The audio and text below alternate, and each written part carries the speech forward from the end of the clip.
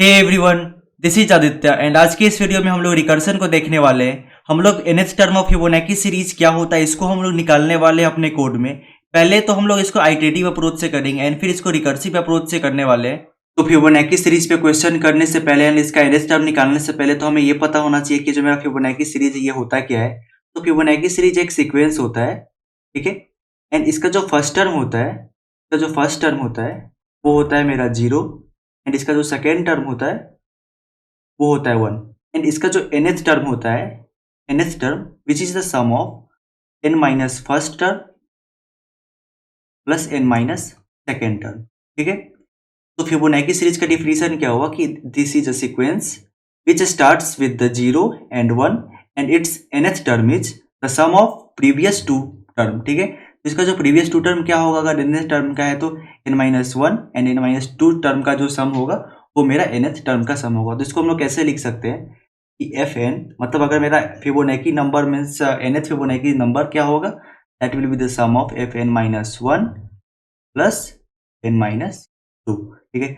इसी तरीके से अगर मान लो मुझे अगर फोर्थ फिबोनाची सीरीज निकालना होगा तो वो क्या होगा, third Fibonacci series plus second Fibonacci series. उसी तरीके से अगर मुझे फिफ्थ निकालना होगा that will be the fourth and third, ठीक है। इसको थोड़ा सा ऊपर ले आता हूँ एंड इस पे अभी मान लो कि मुझे इसमें फिर से अगर मान लो कि अगर मुझे सिक्स्थ निकालना होगा तो सिक्स के लिए क्या होगा, फिफ्थ प्लस फोर्थ। वैसे ही सेवेंथ के लिए क्या होगा, सेवेंथ के लिए होगा सिक्स्थ प्लस फिफ्थ। तो यहाँ से ये मुझे पता चलता है कि F N is equal to F N minus 1 plus F N minus 2।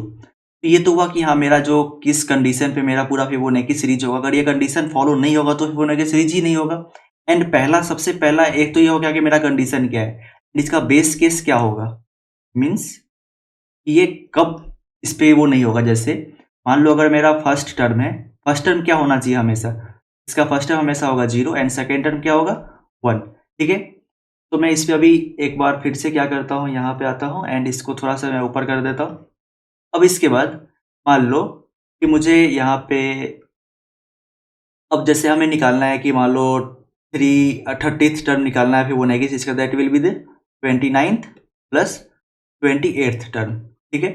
अब जैसे इस अगर हम लोग इसको लिखना चाहें, अगर मान लो पहले 10 टर्म को लिखना चाहेंगे तो कैसे लिखेंगे, पहला टर्म मेरा क्या होगा 0, सेकेंड टर्म क्या होगा 1 एंड इसके बाद जो मेरा थर्ड टर्म होगा वो क्या होगा, इसका एंड इसका सम होगा, तो that will B 1 and fourth term इसका सम 2, फिफ्थ टर्म इसका सम 3, और इसका सम क्या हो जाएगा 5, इसका सम क्या हो जाएगा 8, इसका सम कितना हो जाएगा 13, इसका कितना हो जाएगा 21, ठीक है। इस तरीके से आप अपना फिबोनाची सीरीज को जनरेट करोगे। तो जैसे यहाँ पे क्या दिख रहा है मुझे कि मैंने अगर इसमें एक दो वेरिएबल को डिक्लेयर कर देता हूँ a एंड b करके, इसमें मतलब कि मेरा फर्स्ट टर्म ये है, सेकेंड टर्म ये है। आप फर्स्ट टर्म को एंड सेकेंड टर्म को नहीं निकाल सकते ना। जैसे फर्स्ट टर्म क्या है, अगर मैं इस पर भी वो फॉर्मूला बैठाने चला जाऊँ, F N equal to F N minus 1 plus F N minus 2, इस पे तो मैं इस पे बैठा ही नहीं पाऊंगा, क्योंकि क्या हो जाएगा यहाँ पे मेरा F first equal to F 0 plus minus 1, that is not possible, ठीक है। तो आपको जो यहाँ पे है कि f1 आपको दिया रहता है 0 एंड f2 आपको दिया रहेगा 1, आपको f3 से निकालना पड़ेगा। मतलब ये है कि मैं इसको थोड़ा सा पहले तो ऊपर करूँगा। मतलब ये है कि अगर आपको यहाँ पे बोल दे कि अगर आपको मान लो फर्स्ट टर्म निकाल के बताओ मुझे फिबोनाची सीरीज का, तो आपको आंख बंद करके बताना है कि फिबोनाची सीरीज का फर्स्ट टर्म क्या होगा 0, सेकेंड टर्म क्या होगा 1, थर्ड टर्म से मुझे सोचना पड़ा कि हाँ इसको मैं कैसे कैलकुलेट करूँ अपने कोड की हेल्प से। ऐसे मुझे तो दिखेगा कि हाँ 1 प्लस 0 1 होगा, फोर्थ टर्म क्या होगा 1 प्लस 1 2 होगा। तो इसको हम लोग कैसे कोड में लिख सकते हैं, मान लो कि मेरा तो फर्स्ट टर्म मुझे पता था यहाँ पे कि 0 होने वाला है, मेरा फर्स्ट टर्म पता है यहाँ पे 0 होने वाला है, सेकेंड टर्म पता है मुझे 1 होने वाला है, थर्ड टर्म यहाँ से इसको जोड़ूंगा तो ये आ जाएगा। तो क्यों ना मैं ये जो मेरा जो प्रीवियस 2 है, मैं इस दो प्रीवियस को क्यों ना एक ए और एक बी में स्टोर करा के रखूँ, ताकि जैसे ही मैं इस ए और बी को जोड़ूंगा ये मेरा nth वाला ले आएगा। जैसे मान लो अगर मैं अभी इस फोर्थ पे हूँ, अगर मेरा इसके प्रीवियस 2 का पता रहे कि हाँ उसका वैल्यू क्या है, अगर मान लो मेरा 0 1 1 2, अगर मैं इस पोजीशन, अब मैं इस पोजीशन पे आ गया हूँ, अगर मुझे इस पोजीशन और इस पोजीशन के वैल्यू का पता होगा, मैं इसको सम करूंगा यार, मैं यहाँ पे लिख दूंगा 3, तो उसको पता करने के लिए मैं क्या कर सकता हूँ कि मैं यहाँ पे दो वेरिएबल बना लेता हूँ, ए एंड बी करके। जैसे ए को अगर मैं 0 से इनिशियलाइज कर दूँ एंड बी को 1 से इनिशियलाइज कर दूँ, एंड अगर मैं 3 से चलूँ, तो जब मैं 3 पे आऊँगा तो मैं ये तो बता पाऊंगा ना कि हाँ 0 + 1 दैट विल बी द, इसका सम होना चाहिए 3, 1 होना चाहिए। एंड फिर जब मैं मान लो 3 से जब मैं आगे जाऊँ, तो 3 से जब मैं आगे जाऊंगा तो फिर मुझे इसका पीछे वाला चाहिए। जैसे जब मैं 3 से आगे जाऊंगा, यहाँ पे जब मैं यहाँ पे आ जाऊंगा, यहाँ पे ये तो 3 है मेरा, जब मैं यहाँ पे आऊंगा तो मैं अपना बी इसको बना दूंगा एंड ए इसको बना दूंगा। अभी मेरा बी कहाँ था, अभी मेरा बी यहाँ था एंड ए यहाँ पे था। पर जैसे ही मैं आगे जाऊंगा, जैसे ही मैं यहाँ से यहाँ आऊंगा, तो मैं अपना बी इसको बना दूंगा एंड अपना ए इसको बना दूंगा, ताकि जब मैं इस नंबर पे जाऊँ, जब मैं मेरा i4 पे जाए, जब मैं लूप में चलाऊंगा एंड जब मेरा i4 पे जाए, तो इसको बी ये वाला डाटा मिले एंड इसका वैल्यू ए का वैल्यू इसको ये वाला मिले, ना कि ये वाला मिले। ठीक है, तो इसके लिए हम एक क्या कर सकते हैं, देखो इसका हम लोग एक स्यूडो कोड लिखते हैं। ठीक है, तो स्यूडो कोड लिखने के लिए मैं क्या करता हूँ यहाँ पे कि मान लो int A equal to 0, int B equal to 1, and इसके बाद मैं एक लूप चलाऊंगा। ठीक है, और इंट आई इक्वल टू 3 से स्टार्ट करना है and i is less than equal to N, I plus plus हर एक नंबर पे वहां पे जाके करना होगा। एंड इसके अंदर मैं क्या कर सकता हूँ, इंट टेम्प अभी मैं बना लेता हूँ कि हाँ, एंड टेम्प में क्या करूंगा मैं, ए प्लस बी, मतलब कि जैसे मान लो 0 1 एंड इसके बाद मैं अभी 3 पे हूँ, तो मैं एक टेम्प वेरिएबल डिक्लेयर करता हूँ यहाँ पे, एंड इसके अंदर मैं इस दोनों का सम जरूर रख दूंगा, वो क्या हो जाएगा मेरा 1। तो अभी मेरा टेम्प क्या स्टोर करके रखा, ये वाली वैल्यू स्टोर करके रखा ये। एंड जैसे ही मैं यहाँ पे आऊंगा तो मेरा बी क्या हो जाना चाहिए, मेरा बी हो जाना चाहिए एंड ए हो जाना चाहिए। पहले मेरा ए था ये एंड बी था ये। अभी जैसे ही मैं इस लूप के अंदर जब मैं आऊंगा, तो मेरा जब आगे जाना चाहूंगा, जब मैं मेरा आई प्लस प्लस होगा, जब आई 3 से होके 4 पे जाएगा, तो ये क्या चाहेगा कि मेरा बी यहाँ है एंड ए यहाँ है, क्योंकि जब मैं यहाँ पे पहुंचू तो मैं इस दोनों का अगर सम निकालू 1 + 1 2, तो मैं यहाँ डाल दूँ। एंड फिर ऐसे ही मैं यहाँ से आऊंगा तो फिर बी इसको कर दूँ, ए इसको कर दूँ, एंड फिर यहाँ पे जब मैं इस आई पे आऊंगा तो 2 + 1 3 हो जाए। तो इस तरीके से हमको अपने ए एंड बी को बार बार चेंज करना है। तो मैं यहाँ पे क्या कर सकता हूँ कि ये जो मेरा इंट टेम्प में तो मैंने ए प्लस बी कर दिया, टेम्प जो है वो इस अभी देखो ए की वैल्यू 0, बी की वैल्यू 1 एंड टेम्प की वैल्यू 1। मुझे अभी क्या करना है, मुझे करना है कि बी की वैल्यू को मुझे अब टेम्प कर देना है। ठीक है, ये वैल्यू चला जाएगा बी में एंड ये वैल्यू चला जाएगा अब ए में। देखो ये वाली वैल्यू चला जाना था बी में एंड ये वाला वैल्यू चला जाना था ए में। तो यहाँ पे मैं क्या लिख सकता हूँ कि बी इक्वल टू टेम्प। अगर मैं यहाँ पे पहले बी इक्वल टू टेम्प लिख दूंगा तो क्या होगा कि बी की वैल्यू में टेम्प आ जाएगा। तो मुझे इसको ना लिख के मुझे क्या लिखना है, ए इक्वल टू बी। पहले मैं एम की वैल्यू को मैं बी साइन कर देता हूँ एंड फिर बी इक्वल टू टेम्प। ठीक है, देखो अभी क्या हो जाएगा, जैसे ही ये हुआ यहाँ पे ये वाला पहला लाइन चलेगा। टेम्प क्या है मेरा, टेम्प इज 1। ए क्या था मेरा, यहाँ पे इनिशियली 0 था एंड बी क्या था 1। तो ए की वैल्यू हो जाएगी 1 अब, एंड बी की वैल्यू क्या हो जाएगी, ये जो मेरा टेम्प है 1। अब ऐसे ही जब मैं आगे आऊंगा, जब मैं अब 3 से होके जब मैं 4 पे आऊंगा, तो 4 पे जैसा मैं चाहता था कि बी की वैल्यू ये रहे एंड ए की वैल्यू ये रहे, वैसा ही मुझे यहाँ पे मिलेगा, बी की वैल्यू ये, ए की वैल्यू ये। ठीक है, एंड जब मैं यहाँ से आगे आऊंगा, जब मेरा ये लूप खत्म हो जाएगा, तो मुझे क्या करना होगा यहाँ पे, रिटर्न सिंपली सी आउट बी की वैल्यू। क्योंकि ये जो बी की वैल्यू है, देखो ये जो बी की वैल्यू है यहाँ पे, जो बी की वैल्यू है वही तो यहाँ पे है ना। जैसे अगर मेरा 3 है, तो 3 जब मेरा था यहाँ पे, जब मेरा यहाँ पे ये 3 था, तो ये 3 में जब टेम्प की वैल्यू को जब डाल रहे थे, तो बी की वैल्यू में क्या जा रहा था, बी की वैल्यू में जा रहा था 1, एंड वही मेरा 1 आंसर था यहाँ पे, वही मेरा 1 यहाँ पे आंसर था। क्योंकि मैं जब इसके अंदर जब मैं गया, मैं बी को इसका वैल्यू दे दिया, जब मैं इसके यहाँ अंदर गया मैं बी के उसका वैल्यू दे दिया। मैं जैसे ही उसके अंदर गया, मैं जैसे ही यहाँ पे आया, बी की वैल्यू को मैं 2 दे दिया। ठीक है, तो उसी के लिए मैं यहाँ पे अब क्या कर सकते हैं, यहाँ पे कि मैं इसको कर दूंगा, मैं इसको यहाँ पे बी कर दूंगा। ठीक है, बी को यह करके हैंडल कर देंगे। ठीक है, तो हम लोग चलते हैं अपने VS कोड पे एंड इस कोड को पहले तो आइटरेटिव तरीके से अप्रोच करके हम लोग इसको लिख लेते हैं। ठीक है, तो यहाँ पे मुझे क्या करना है, मैं तो यहाँ पे सबसे पहले लिख देता हूँ कि find the nth Fibonacci series number. ठीक है, एंड मैं कंट्रोल बी से इसके साइड बार को हटा दूंगा एंड मैं थोड़ा सा इसके फॉन्ट साइज को बड़ा कर देता हूँ। ठीक है, तो इसके लिए तो पहले मुझे तो वो लिखना पड़ेगा अपना hashtag include IO stream using name space std, and इसके अंदर मुझे आगे फिर लिखना पड़ेगा इंट मेन, एंड इस मेन के अंदर मुझे क्या करना है, इस मेन के अंदर मुझे आगे करना है सबसे पहले तो मैं रिटर्न 0 करूँगा। सबसे पहला जो मेरा स्टेप होना चाहिए वो ऐसा होना चाहिए ताकि मेरा कोई कोड बाद में दिक्कत ना दे। सबसे पहले मैंने यहाँ पे क्या कर रहा था, देखो यहाँ पे मैंने क्या कर रहा था, ए एंड बी को डिक्लेयर कर रहा था, ठीक है। यहाँ पे मैंने ए एंड बी को डिक्लेयर करा था, वैसे ही मैं यहाँ पे ए एंड बी को डिक्लेयर करूंगा। मैं यहाँ पे आऊंगा, यहाँ पे बोलूंगा मैं int A equal to 0, int B equal to 1। अभी मैं क्या कर सकता हूँ कि एक यूजर से इनपुट ले सकता हूँ। मैं बोलूंगा कि इंट एन मतलब यूजर जो है वो तुम अपना नंबर दो, मैं वो वाला फिबोनाची नंबर तुमको प्रिंट करा के दिखाऊंगा, ठीक है। तो मैं यहाँ पे क्या कर सकता हूँ, सी इन एन, ठीक है। तो यहाँ तक मेरा क्या हुआ कि मैंने उसको बोला कि नंबर प्रिंट करो। पहले तो मैं इसको एक कस्टम मैसेज भी डाल देता हूँ, सी आउट एंटर द नंबर, ठीक है। अब इसके बाद यहाँ तक क्या हुआ कि मेरा अगर फर्स्ट टर्म 0 होना चाहिए, सेकेंड टर्म 1 होना चाहिए। अब इसके बाद जो मेरा लूप वाला काम है वो लिखना होगा मुझे, for int I equal to 3, I is less than equal to N, I plus plus. अब इसके अंदर मुझे क्या करना है, एक वेरिएबल बनाना है इंट टेम्प, एंड ये जो मेरा टेम्प होगा वो क्या वैल्यू स्टोर करके रखेगा, ए प्लस बी, एंड ए की वैल्यू को मुझे क्या करना है, बी, एंड बी की वैल्यू क्या करना है मुझे, टेम्प। एंड जब मेरा ये हो जाएगा तो फिर मुझे क्या प्रिंट कराना है, मुझे आके मुझे यहाँ पे सिर्फ सिंपली में बी की वैल्यू को प्रिंट करा देना है, ठीक है।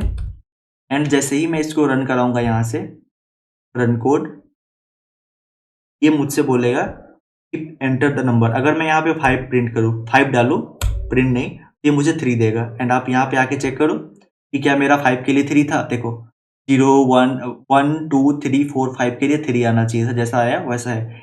हम लोग इसको और भी टेस्ट केस पे चेक कर लेते। मैं यहाँ पे फिर से इसको रन कोड करूँगा, एंड इस बार हम यहाँ पे 10 डालते, ठीक है। एंड 10 के लिए यहाँ पे देखो 34, 10 के लिए 34 कैसे आएगा, आप यहाँ पे देखो,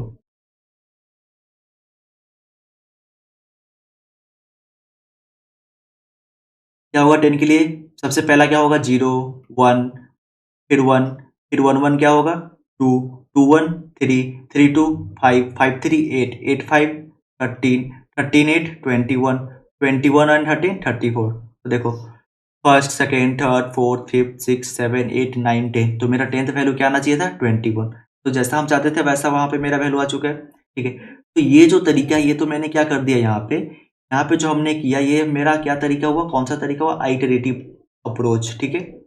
मतलब कि मैं इसमें क्या कर रहा हूँ, मैं इसमें हर एक वैल्यू पे जाके मैं हर एक के लिए जाके वहाँ पे चलाया, 3 के लिए गया, चेक किया वहाँ पे क्या होना चाहिए 3 के लिए, अगर वहीं पे 3 पे ही स्टॉप हो जाएगा तो बी प्रिंट कर देगा। एंड वहाँ पे मैं अगर 4 के लिए करूँ 5 के लिए करूँ तो ऐसे करेगा, ठीक है। अब इसको हम लोग एक और तरीके से कर सकते हैं जिसको हम लोग बोलते हैं रिकर्सन, ठीक है। मैं तो पहले सबसे पहले इसको छोटा कर दूंगा, ठीक है। एंड यहाँ पे आते हैं, एंड यहाँ पे आने के बाद मैं थोड़ा सा इसको ऊपर कर देता हूँ, एंड यहाँ पे अभी लिखते हैं रिकर्सन, ठीक है। तो हमने जो फंक्शन पढ़ा था, फंक्शन क्या करता है कि फंक्शन एक मान लो कुछ इंट होता है, इंट फंक्शन, इसके अंदर कुछ पैरामीटर होता है एंड ये कुछ रिटर्न करता है, ठीक है। तो ये जो फंक्शन है ये क्या कर रहा है ना कि इस फंक्शन के अंदर आप कुछ इनपुट डालो, जैसे आप फिर इंट मेन में आते हो, इंट मेन में यहाँ पे रिटर्न 0 होता है, एंड यहाँ पे आप इंट बी इक्वल टू कोई सा ही मैं रेंडम वेरिएबल ले रहा हूँ, B equal to F, and इसके अंदर आपको मान लो यहाँ पे आपका है इंट सी, तो आप यहाँ पे मान लो 5 डाल के आप यहाँ पे करोगे तो आपका बी में जो है उस फंक्शन का वैल्यू वहाँ पे आपको आ जाता है। तो इस फंक्शन क्या करता है यहाँ पे क्या करता है कि जैसे आप मान लो यहाँ पे डाल ली, जैसे कोई एक फंक्शन है, जैसे मैं यहाँ पे एक फंक्शन बनाता हूँ इंट एड, ठीक है 5, नहीं इंट एड, यहाँ पे मैं कर देता हूँ इंट ए कॉमा इंट बी, ठीक है। इसके अंदर मुझे क्या करना होता है, रिटर्न ए प्लस बी। तो ये फंक्शन मुझे क्या करता है, ए एंड बी का सम जो होता है वो रिटर्न करा के देता है मुझे, ठीक है। तो ये फंक्शन क्या कर रहा है ना कि इस फंक्शन में आप एक बार गए एंड यहाँ पे इसने कैलकुलेट किया एंड ये आपको रिटर्न करा दिया, ठीक है। तो ये फंक्शन एक नॉर्मल फंक्शन है, पर क्या अगर ऐसा हो सकता है कि मान लो एक कोई फंक्शन है, मान लो एफ, इसके अंदर आप गए, ये बोल रहा है कि ठीक है अभी तुम मेरे अंदर तो आए, अब इसके बाद तुम फिर एफ n-1 पे चले जाओ, मान लो आप यहाँ पे n डाल दिए, तो अभी n के लिए तो ये चला, फिर इसके अंदर जैसे ही गया इसको बोल रहा है कि नहीं अब तुम fn-1 कैलकुलेट करो, फिर इसके अंदर गया n-2 कैलकुलेट करो, फिर इसके अंदर गया तो n-3 कैलकुलेट करो। तो यहाँ पे क्या हो रहा है, एक फंक्शन सेम फंक्शन को फिर से कॉल कर रहा है। जो फंक्शन यहाँ पे fn है, क्योंकि फंक्शन का नाम तो सेम ही है, बस आप यहाँ पे इनपुट चेंज कर रहे हो, जो आपका जो पैरामीटर है वो आप यहाँ पे चेंज कर रहे हो, ठीक है। तो ये यहाँ पे ये बोल रहा है अगर कोई फंक्शन अपने आप को फिर से कॉल करे, कुछ नहीं इसमें हार्डकोर कुछ रॉकेट साइंस नहीं, जैसा फंक्शन था उसमें वहां पे कुछ कॉल नहीं हो रहा था, ये वाला जो फंक्शन इसमें कुछ कॉल हो रहा था, इसमें सिर्फ एक अरिथमेटिक ऑपरेशन हो रहा था एंड ये रिटर्न कर जा रहा था। पर यहाँ पे कुछ ऐसा फंक्शन हो सकता है कि वो बोले कि ठीक है तो मेरे लिए तुम चलने आए हो तुम चलो, पर मैं तुम्हें n-1 के लिए भी चलाना चाहता हूँ। फिर n-1 के अंदर जाएगा तो n-1 के लिए n क्या हो जाएगा, n-1, एंड इसके अंदर n-1 क्या हो जाएगा, n-2। तो ये बोला ठीक है n-1 के लिए तो तुम चलो, पर तुम्हें मैं n-2 के लिए भी चलाना चाहता हूँ। तो जब कोई फंक्शन अपने आप को दोबारा अपने अंदर ही कॉल करे, जब कोई फंक्शन मान लो f बॉडी के अंदर फिर से f को कोई कॉल करे तो उसे हम लोग रिकर्सन बोलते हैं, ठीक है, उसे हम लोग रिकर्सन बोलते हैं। तो हम लोग अगर इसको, ये जो मेरा फिबोनाची है इसको हम लोग कैसे रिकर्सन से कर सकते हैं देखते हैं। देखो ये जो मेरा फिबोनाची सीरीज है इसमें क्या था, ये जो मेरा 0 था, फिर 1 था, फिर 1 था, फिर 2 था, फिर 3 था, फिर 2 3 5 था, फिर 8 था। तो यहाँ पे क्या हो रहा था ना कि F N equal to F n-1 plus F n-2, ठीक है। तो यहाँ पे मैंने आपको क्या बोला कि अगर मुझे फंक्शन, अगर मैं इसको ऐसे लिख दूं, मैं यहाँ पे इंट फिबोनाची एंड इसके अंदर मैं एक नंबर डाल दूं, ठीक है। तो मेरा अभी सबसे पहले अगर मैं बच्चा भी हूँगा तो मुझे क्या समझ में आया कि ठीक है मैं यहाँ पे अगर मुझे रिजल्ट निकालना है, तो मुझे क्या करना होगा, Fibonacci of n-1 plus Fibonacci of n-2।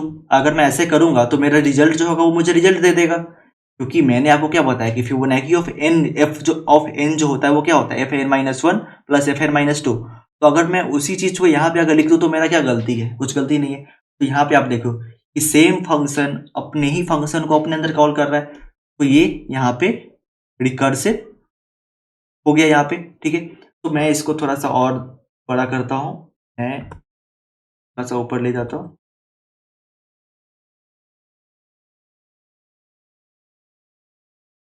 ठीक है। तो अभी मेरा यहाँ पे क्या हो रहा था कि मान लो मैं करता हूँ यहाँ पे, अगर मुझे करना है, मैं अगर यहाँ पे करता हूँ f(5), मुझे अगर 5 के लिए फिबोनाची नंबर निकालना तो 5 के लिए क्या होना चाहिए, 0 1 1 1 1 2 एंड 2 1 3, ठीक है। तो 5 के लिए जब मैं निकाले जाऊंगा तो ये क्या होगा, f(4) प्लस f(3). हमें तो यही पता चला ना कि f(n) क्या था, f(n) is f(n-1 plus f(n-2). अगर क्या होगा 5 के लिए होगा f(4) प्लस, पहले तो मैं इसको थोड़ा सा इरेज कर देता हूं, ठीक है। f(5) के लिए क्या होगा, f(4) एंड f(3). इस दोनों को जब मैं जोड़ूंगा तो वो मुझे f(5) देगा, एंड f(4) क्या होगा, f(3) प्लस f(2). यहाँ पे जैसे मेरा जो f(n) था इसमें से मैं एक घटाना है, f(5) is equal to f(4) plus f(3) and f(4) is equal to f(3) and f(2). Same like that f(3) is equal to f(2) plus f(1), and here we can see f(3), same here f(3). तो यहाँ पे होगा क्या, f(2) f(1). कैसे, मैं इसमें से क्या करूंगा, n मेरा जो इनपुट है पैरामीटर है n 3 में से मैं एक घटाऊंगा 2 1, एंड 2 के लिए क्या होगा f(1) एंड f(0), एंड इस 2 के लिए क्या होगा f(1) f(0). फिर इसके लिए क्या होगा, f(1) के लिए क्या होगा f(0) एंड f(-1). तो अगर आप इस तरीके से करोगे तो आप अपना फिबोनाची नंबर यहाँ पे तो आप निकाल लिया, ठीक है। एंड जब ये यहाँ से कैलकुलेट करके आएगा तो इसमें क्या होगा कि पहले तो मुझे क्या पता था, मुझे पता था f(0) क्या है, f(0) है 0, मतलब मेरा जो फर्स्ट टर्म होता है, मैं यहाँ पे जो मेरा एरे इंडेक्सिंग जो होता है ना हम लोग उसको यहाँ पे फॉलो करेंगे। तो f(0) मतलब कि मेरा जो 0th इंडेक्स पे क्या होना चाहिए, 0। तो यहाँ पे मैं अभी के लिए यहाँ पे ऐसे कर लेता हूँ, f(0) को मैं 0 कर दूंगा एंड f(1) को मैं कर दूंगा 1, एंड ऐसे ही f(2) क्या होगा 0 1 2 0 1 1 एंड एफ ऑफ थ्री क्या हो जाएगा, F of three equal to 2, F of 4 equal to, इससे में क्या होगा 2 प्लस 3 को जोड़ेंगे तो क्या हो जाएगा एफ ऑफ 4 इक्वल टू 3।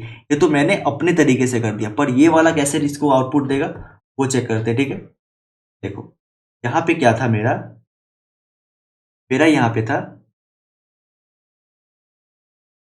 मेरा यहाँ पे था कि F of 5, F of 4, F of 3 and इसको प्लस करके इसको देना था, ठीक है। तो अब ये क्या करेगा कि ठीक है एफ ऑफ 4 के लिए गया, अब एफ ऑफ 4 के लिए क्या था इसके पास, एफ ऑफ 3, एफ ऑफ 2 को जोड़ के देगा। अब एफ ऑफ 3 को भी नहीं पता है कि क्या होगा, तो एफ ऑफ 3 फिर जाएगा अपने अपने अंदर रिकर्सिव कॉल करेगा, एफ ऑफ 2, एफ ऑफ 1, ठीक है, इसको जोड़ेगा। एंड अभी यहाँ पे क्या होगा, एफ ऑफ 2 के लिए भी पता नहीं होगा इसको, तो ये क्या करेगा F of 1 plus F of 0 and F of 1 के लिए तो मुझे पता है। अभी मुझे क्या क्या पता था, मुझे पता था एफ ऑफ 0 है 0 एंड एफ ऑफ 1 है 1। तो यहाँ पे अगर मेरा जो एफ ऑफ 1 है ये क्या हो जाएगा 1, यहाँ पे क्या हो जाएगा F of 0 is 0 and F of 1 is 1। तो एफ ऑफ 2 की वैल्यू क्या आएगी, एफ ऑफ 2 की वैल्यू आएगी 1 plus 0 that is 1 and F of 3 की वैल्यू क्या जाएगा 1 plus 1 that is 2 and F of 3 की वैल्यू आ गया 2, एफ ऑफ 3 की वैल्यू आ गया 2 एंड एफ ऑफ 2 की वैल्यू क्या था 1 एंड 4 की वैल्यू क्या हो जाएगा 2 प्लस 1 3, ठीक है। ऐसे ही यहाँ पे एफ ऑफ 4 क्या हो जाएगा 3, एफ ऑफ 3 क्या हो जाएगा 2, तो एफ ऑफ 5 क्या हो जाएगा 5। तो इस तरीके से आप देखो कैसा हो रहा है यहाँ पे। सबसे पहले नीचे में गया, सबसे नीचे क्या था एफ ऑफ 5 का सबसे नीचे, यहाँ पे कैसे तोड़ते तोड़ते कैसे आया, जैसे यहाँ पे मेरा था, देखो यहाँ पे जो मेरा है यहाँ पे कैसे हुआ, एफ ऑफ 5 जो है यहाँ पे, एफ ऑफ 5 जो है मेरा यहाँ पे, ये पहले एफ ऑफ 4 को चेक किया, फिर एफ ऑफ 3 पे चेक किया, फिर एफ ऑफ 3 पे यहाँ पे आया, फिर एफ ऑफ 4 जो है वो एफ ऑफ 3 पे चेक किया, फिर एफ ऑफ 2 पे किया, फिर एफ ऑफ 3 को तो पता चला कि मेरे पास तो कुछ वैल्यू ही नहीं है, वैल्यू किसका है इसके पास एफ ऑफ 1 एंड सिर्फ एफ ऑफ 0 का। तो ये फिर नीचे जाएगा, एफ ऑफ 3 निकालने के लिए एफ ऑफ 2 जाएगा, एफ ऑफ 1 जाएगा, फिर एफ ऑफ 2 को भी नहीं पता कि मेरा तो वैल्यू है ही नहीं। इसको क्या पता है, इसको सिर्फ यही पता है कि इस फंक्शन को सिर्फ इतना पता है कि एफ ऑफ 0 की वैल्यू है 0 एंड एफ ऑफ 1 की वैल्यू है 1। तो यहाँ पे इसको नहीं आया, तो फिर ये नीचे जाएगा कैसे, यहाँ पे ये ऐसे आएगा F of 1 plus F of 0 and F of 1 की वैल्यू तो इसको पता ही, एफ ऑफ 1 की वैल्यू क्या होगा यहाँ पे 1, ठीक है, एफ ऑफ 1 की वैल्यू है वहाँ पे 1, एफ ऑफ 0 की वैल्यू है यहाँ पे 0। तो ये ऐसे ऐसे यहाँ पे जोड़ के क्या हो जाएगा, यहाँ पे एफ ऑफ 2 की वैल्यू हो जाएगी 1, फिर यहाँ पे एफ ऑफ 2 की वैल्यू क्या हो गया, एफ ऑफ 1 की value 1 and 1 plus 0 this is 1 plus 1 2, तो एफ ऑफ 3 की वैल्यू 2 एंड जैसे यहाँ पे एफ ऑफ 4 क्या हो जाएगा 2 प्लस 1 3। इसको देखो अब वैसे ही यहाँ पे पहले तो हम इसको यहाँ पे भी ठीक कर लेते हैं। यहाँ पे जो एफ ऑफ 3 वाले जो ब्रांच है यहाँ पे एफ ऑफ 0 की वैल्यू हो जाएगी 0, एफ ऑफ -1 की वैल्यू तो मुझे जाननी नहीं, क्योंकि मुझे तो यहीं पे पता था ना एफ ऑफ 1 की वैल्यू क्या है मेरा, यहाँ पे है 1, एफ ऑफ 2 की वैल्यू क्या है, एफ ऑफ 2 की वैल्यू है यहाँ पे F of 1 1 and F of 0 is 0। तो यहाँ पे इस दोनों का जोड़ के क्या हो जाएगा यहाँ पे 1 and F of 3 is F of 2 plus F of 1 that is 2। जैसे हमारे यहाँ पे एफ ऑफ 3 था 2 आया, यहाँ पे भी एफ ऑफ 3 2 आया। अब F of 5 is equal to F of 4 and F of 3 and इस दोनों को जब हम जोड़ेंगे तो ये यहाँ पे आ जाएगा 5। तो ये जो मेरा जो रिकर्सन होता है ये क्या होता है, ये अपने पूरे चाइल्ड के पास जाता है। ये यहाँ पे जो इसका जो पूरा चाइल्ड था कहाँ था, यहाँ से एफ ऑफ 5 से जितना नीचे जहाँ तक इसको वैल्यू नहीं मिलेगा कि हाँ इसको जब तक मैंने उस वैल्यू को दिया नहीं होगा तब तक वो वहाँ पे जाएगा। अभी मैं इसका कोड लिखता हूँ, आपको पूरा क्लियर हो जाएगा कि मैंने इसको कैसे करा। कोड नहीं, इसका सीरो टाइप लिखेंगे यहाँ पे।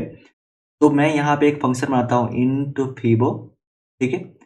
इसके अंदर मैं एक वेरिएबल एक पैरामीटर डालूंगा इंट n, मुझे n के लिए निकालना है। अगर मेरा n 0 है, इफ n इक्वल टू 0, पहले तो मैं इसको थोड़ा सा इरेज के जगह मैं इसको क्या कर सकता हूँ, मैं यहाँ पे आऊँगा एंड मैं थोड़ा सा इसको यहाँ से हटा देता हूँ, ठीक है।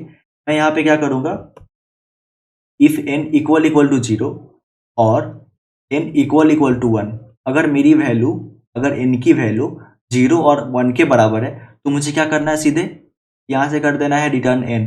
तो अगर मान लो अगर n 0 होगा तो क्या रिटर्न करेगा 0, अगर n 1 होगा तो क्या रिटर्न करेगा 1। आप अगर इस स्टेटमेंट को डायरेक्ट लिख दोगे यहाँ पे रिटर्न n इक्वल टू 0 और n equal to 1 return n, तो ये वहीं से रिटर्न हो जाएगा।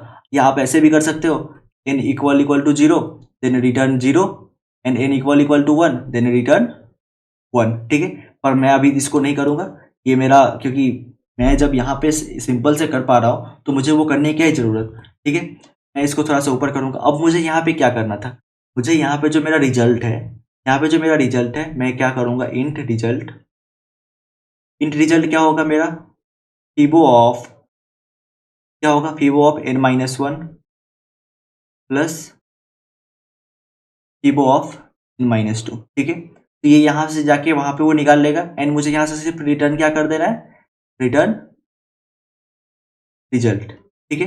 मैं अभी इसको हम लोग अपने कोड में एक बार ट्राई करके देखते हैं कि क्या ये चलता है या नहीं वहाँ पे, ठीक है। तो यहाँ पे जो मेरा, यहाँ पे जो मैंने इस पे से इनपुट लिया था, यहाँ पे मैं एक यहाँ पे एक फंक्शन बनाऊंगा ऊपर में आके, इंट फीवो। इसके अंदर मुझे डालना है इंट एन एंड यहाँ पे मुझे क्या करना है कि इफ एन इक्वल टू 0 और N equal to 1 we have to return simply N, ठीक है।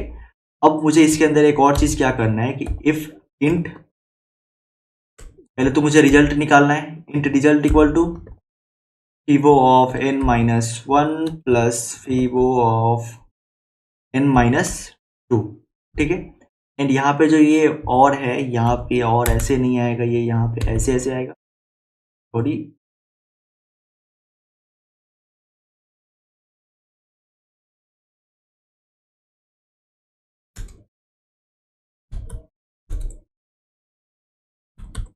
ठीक है।